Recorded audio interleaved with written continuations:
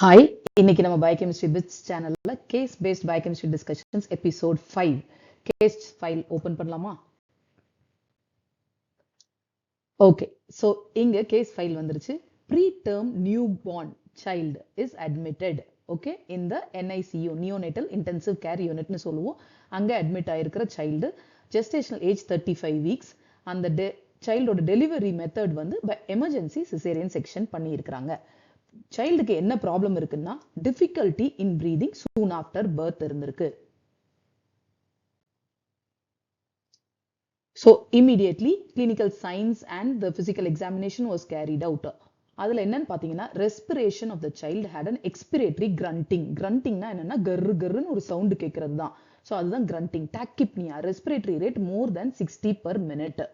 அது தவிர chest and torso அப்படில, அதாவது டார்சோனா ட்ரங்க், அதாவது பாடியில வந்து இன்டர்காஸ்டல் அண்ட் சப்காஸ்டல் ரிட்ராக்ஷன்ஸ்னா கொஞ்சம் உள்வாங்கி இருக்கிற மாதிரி இருக்கும்.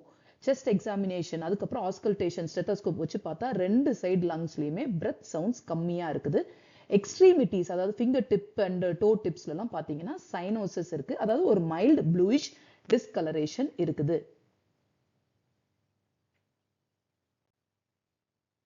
இப்போ உடனே அங்க இருக்கிற physician will order a chest x-ray. Chest x-rayல என்ன தெரியும் அப்படின்னு பார்த்தீங்கன்னா fine reticular granularity of the parenchyma with air bronchograms அப்படிங்கிற ஃபைண்டிங் இருக்குது. ஸோ அது தவிர நம்ம வந்து ஆர்டீரியல் பிளட் கேஸ் எடுத்து அந்த சைல்டுக்கு அனுப்புவாங்க. ஆக்சிஜன் கம்மியாக இருக்கும், ஹைபாக்சீமியா bad with hyper கேப்னியா.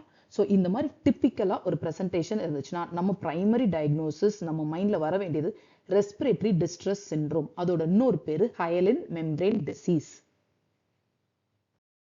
So respiratory distress syndrome, டிஸ்ட்ரெஸ்ல இருக்கிறதுக்கு முக்கியமான காரணம் என்ன? அது என்னன்னு பார்த்தீங்கன்னா inability of the lung to synthesize surfactant. இப்போதான் நம்ம பயோகெமிஸ்ட்ரிக்குள்ள போறோம். ஸோ இவ்வளோ நேரம் கிளினிக்கலா பார்த்தோம். எதனால இந்த ப்ராப்ளம் வருதுன்னா சர்ஃபாக்டன்ட் அப்படிங்கிற ஒரு காம்பவுண்ட் ப்ரொடியூஸ் பண்ணாம இருக்கிறதுனால வர்றது தான் இந்த respiratory distress syndrome.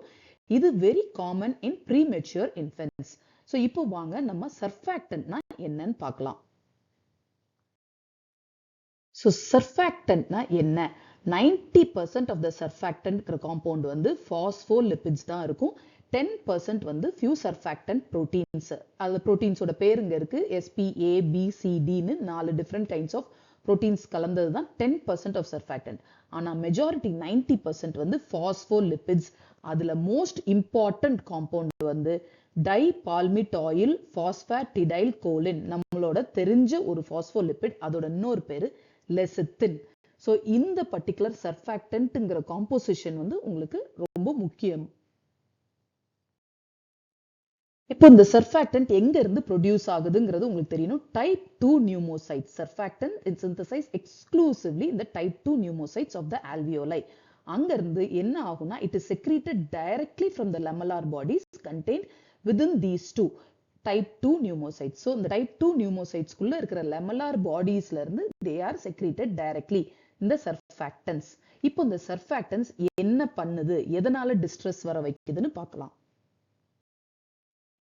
So mechanical function of surfactant என்னன்னு பார்த்தீங்கன்னா ஒரு ஃபங்க்ஷனல் ஆல்வியோலஸ் வித் சர்ஃபாக்டன்ட் இருந்துச்சு அப்படின்னா இதோட முக்கியமான ஃபங்க்ஷன் உங்களுக்கு தெரிஞ்சுக்க வேண்டிய வேர்டு இதுதான். lowering the surface tension of the air liquid interface within the alveolar walls. So surface tension lower பண்ண ஹெல்ப் பண்ணுது இந்த surfactant. அதனால ஓவரால் லங் கம்ப்ளையன்ஸை என்ஹான்ஸ் பண்ணுது. இதான் நார்மல் ஃபங்க்ஷன். இப்போ இதே வந்து சர்ஃபாக்டன்ட் இல்லாத ஆல்வியோலஸை பாருங்க, இந்த மாதிரி ஆயிடும். சர்ஃபேஸ் டென்ஷன் ரிடக்ஷன் நடக்காது. அதனால alveoli collapses during respiration. So அதனால என்ன இதுல இருந்து தெரியுதுன்னா சர்ஃபாக்டன்ட் இல்லை அப்படின்னா ஆல்வியோலை வந்து நம்ம ஒவ்வொரு ரெஸ்பிரேட்டரி மூவ்மெண்ட்ஸ்லயும் ஈஸியா கொலாப்ஸ் ஆகி டிஸ்ட்ரெஸ்க்கு போயிடும். ஸோ இப்போ ஜஸ்ட் சம்மரி பார்த்தீங்கன்னா respiratory distress syndrome or hyaline membrane டிசீஸ்ல என்ன பிரச்சனை? சர்ஃபாக்டன்ட் இல்லை, lungs are unable to synthesise surfactant, especially type 2 pneumocytes. சர்ஃபாக்டன்ட்ங்கிறது லெசித்தின். அதனால ஆல்வியோலை கொலாப்ஸ் ஆயிடும். எதனால அப்படின்னு பார்த்தீங்கன்னா சர்ஃபேஸ் டென்ஷன் ரிடக்ஷன் இல்லாதனால. எல்லாமே கீவேர்ட்ஸ். ஸோ இந்த ஆல்வியோலை கொலாப்ஸ் டியூரிங் ரெஸ்பிரேஷன் ஆகுறதுனால ரிசல்ட்டிங் ஹைபாக்சியா, ஆக்சிஜன் கரெக்டா இருக்காது, கம்மியாகும். அந்த ஆக்சிஜன் கம்மி ஆகுறதுனால எபித்தீலியல் அண்ட் எண்டோத்தீலியல் டேமேஜ் வந்து அதுதான் ஹைலின் மெம்பரேன் ஃபார்மேஷன் வந்து செல்லுலார் டேமேஜ் கொண்டு வந்து ரெஸ்பிரேட்டரி டிஸ்ட்ரெஸ் கொண்டு வரும். சரிப்பா, இந்த சர்ஃபாக்டன்ட் வந்து எப்போதான் ப்ரொடியூஸ் ஆகும் அப்படின்னு பார்த்தீங்கன்னா, சர்ஃபாக்டன்ட் ப்ரொடியூசிங் டைம் ஸ்டார்டிங் வந்து ஃபீட்டல் லங்ல வீக் 20 வீக்ஸ் ஆஃப் ஜெஸ்டேஷன்ல ஸ்டார்ட் ஆகும். ஆனா மெச்சூர் லெவல்ஸ் அடைகிறதுக்கு வீக் 35 ஆகும். ஸோ இவ்வளோ டியூரேஷன் தேவை. அதனால தான் இன் பிட்வீன் டைம் இந்த டைம்ல வந்து சப்போஸ் பேபி டெலிவர் ஆச்சு அப்படின்னா ப்ரீ டேர்ம்னு நம்ம யூஸ்வலி சொல்லுவோம். ஸோ அந்த ப்ரீ டேர்ம்ல தான் இது ரொம்ப காமன். ஏன்னா சர்ஃபாக்டன்ட் மெச்சூர் லெவல் அடைஞ்சிருக்காது. அதனால யூஸ்வலி இந்த ப்ரீ டேர்ம்ல நம்ம வந்து டெலிவரி ஆக போகுது அந்த சைல்டு அப்படின்னு இருந்துச்சுன்னா ஆன்டிநேட்டலா கார்டிகோஸ்டீராய்ட்ஸ் கொடுப்பாங்க. இந்த விமனுக்கு கொடுத்தாங்கன்னா இந்த சர்ஃபாக்டன்ட் சிந்தசிஸை கொஞ்சம் பூஸ்ட் பண்ணிவிடும். அதனால incidence and mortality of respiratory distress syndrome கம்மி ஆகும். நம்ம சைல்டோட ஜெஸ்டேஷன் ஏஜ் ஞாபகம் இருந்ததுன்னா ஜஸ்ட் 35. ஸோ அப்போதான் மெச்சூர் லெவல் அடைய ஆரம்பிச்சிருக்கும். ஜஸ்ட் அந்த டைம்ல டெலிவர் ஆகிறதுனால சர்ஃபாக்டன்ட் கம்மியாகி இந்த ரெஸ்பிரேட்டரி டிஸ்ட்ரெஸ் ஃபீச்சர்ஸோட ப்ரெசென்ட் ஆகி இருக்குதாங்க. இப்போ இதுல இன்னும் ஒரு அடிஷனல் பாயிண்ட் ஆட் பண்றேன். இதை வந்து கண்டுபிடிக்கிறதுக்கு எதுவுமே இல்லையா, கண்டிப்பா லங் மெச்சூர் ஆயிடுச்சா இல்லையா நம்ம எப்படி தெரிஞ்சுக்கிறது அப்படின்னு பாத்தீங்கன்னா ஆம்னியோசென்டசிஸ் பண்ணுவாங்க. ஆம்னியோசென்டசிஸ் அதாவது அந்த ஆம்னியோட்டிக் ஃப்ளூயிடை வெளியில எடுத்து அதுல ஒரு முக்கியமான டெஸ்ட் பண்ணலாம். லெசித்தின் டு ஸ்விங்கோமைலின் ரேஷியோ, அது பேரு LS ரேஷியோன்னு சொல்லுவாங்க.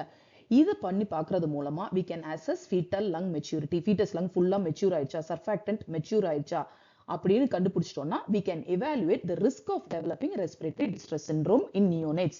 அதோட வேல்யூவும் உங்களுக்கு தெரியணும். LS ratio of 2:1 or greater இருந்துச்சு அப்படின்னா fetal lung mature ஆயிடுச்சுன்னு அர்த்தம். ஸோ டெலிவரியை கண்டினியூ பண்ணலாம். சப்போஸ் LS ரேஷியோ கீழே இருந்துச்சு, 2:1க்கு கீழே இருந்துச்சுன்னா ஆன்டிநேட்டல் கார்டிகோஸ்டீராய்ட்ஸ் கொடுத்துட்டு அதுக்கப்புறம் வந்து சைல்டை டெலிவர் பண்ணலாம்.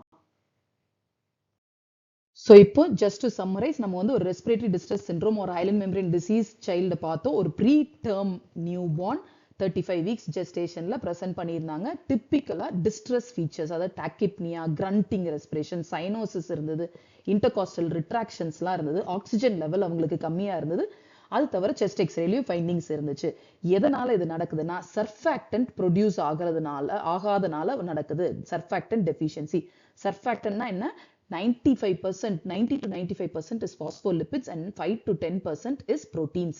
இந்த 90 to 95% phospholipidsல முக்கியமா உங்களுக்கு தெரிய வேண்டிய வார்த்தை டைபால்மிட்டாயில் பாஸ்பாட்டிடைல் கோலின் ஆர் லெசித்தின்.